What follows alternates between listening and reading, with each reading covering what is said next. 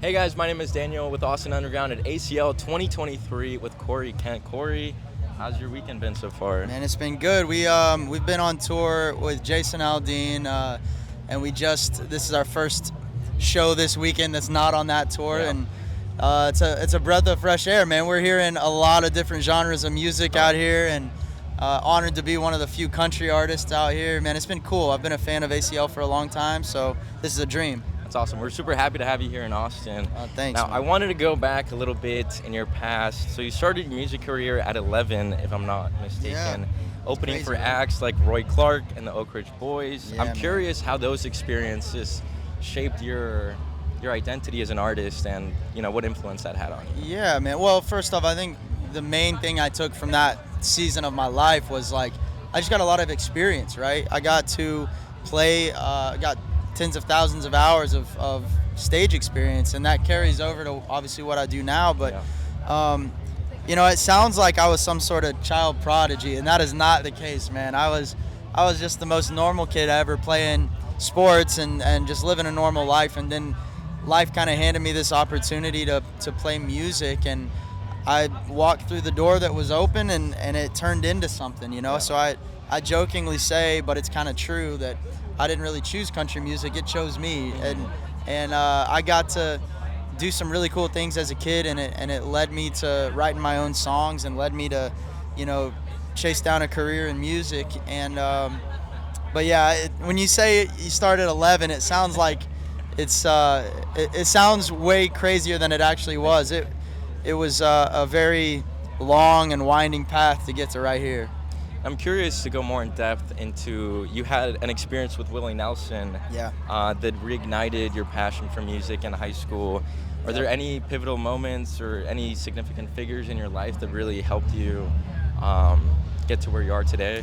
Yeah, I mean, Willie is a huge one, and I hope someday that I get to say thank you properly now that I have a legitimate, sustainable career in music. Like, a lot of that was due to Willie. That night I got to play a song with Willie in Tulsa, and he gave a no-name kid from Bixby, Oklahoma a chance, and it inspired me to move out to Nashville and really work on writing songs, and then move back to Texas, kind of take the Willie route, if you will, to building my own music career on the road. And he's been a huge influence, both songwriting wise, but also just he gave me a shot, and like you said, it reignited that desire to go chase it down. And so I hope someday I get to reconnect with him. It'll be cool. I hope so. That's really powerful. Thank you for sharing that.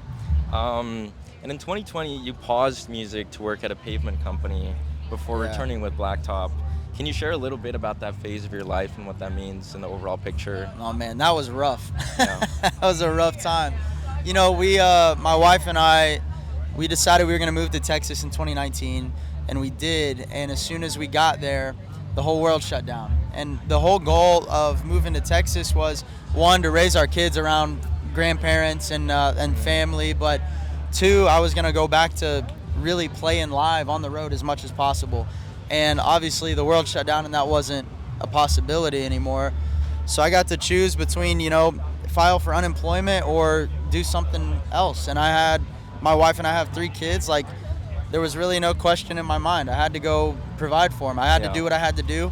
And it wasn't really like a poor me moment either. It was just like, this is what I have to do.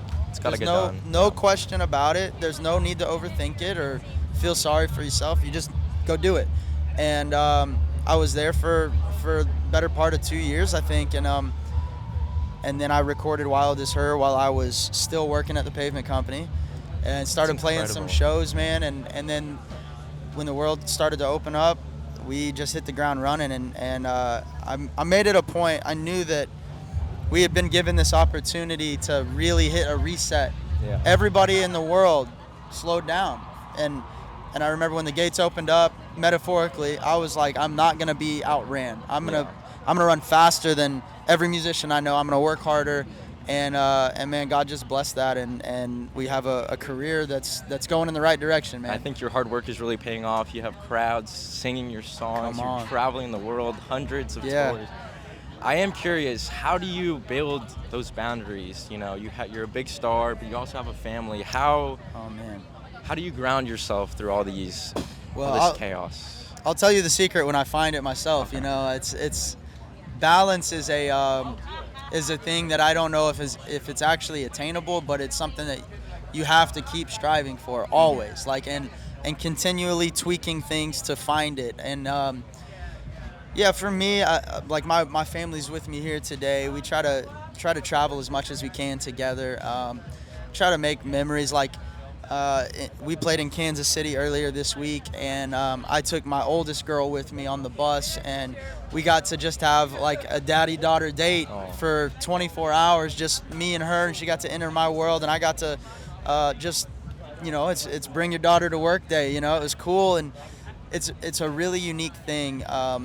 My wife has a great analogy of I have to live life in the fast lane and they're on the surface road, and so we have to find ways to merge, to connect as much as possible. It's really tough to do, but it's totally worth it every time. The extra effort to merge those two worlds together is always worth it. And those are the memories that are gonna last. Oh yeah. Yeah, I mean, how cool is it gonna be for her to have these memories of being on the road with Dad? And so yeah, we look for every opportunity we can to bring him out. That's awesome. Yeah. Now I'm curious, what's next for Corey Kent? You know, following the success of Blacktop, are you excited for anything coming up? Yeah, man, we just announced a tour with a Texas boy named Parker McCollum. That's going to be really cool.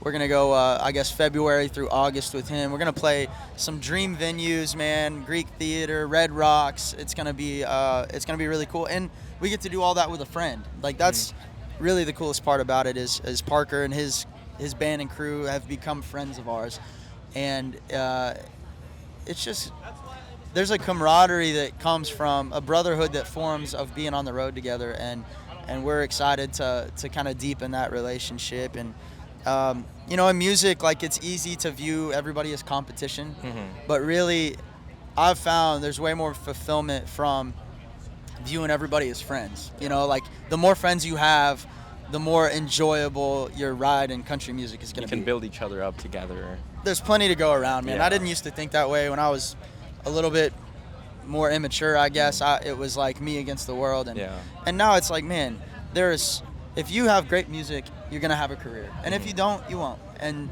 there's no reason to be overly competitive with the next guy, because everybody needs to do their own thing. They got to be in their own lane and find their own brand of country music or their own brand of rock or pop.